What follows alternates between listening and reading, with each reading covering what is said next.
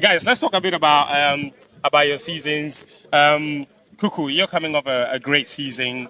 Obviously, your first season in England. I mean, how would you sum it up, the way it went for you? Was it up to your expectations, or were you a bit surprised about maybe how well you did in your very first season?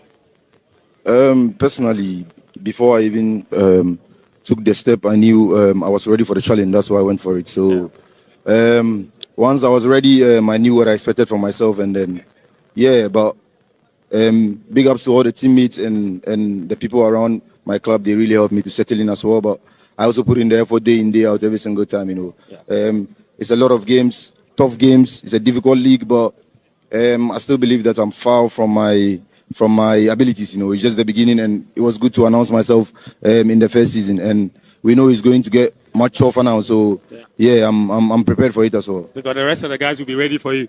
You know. Ask this man. He's not...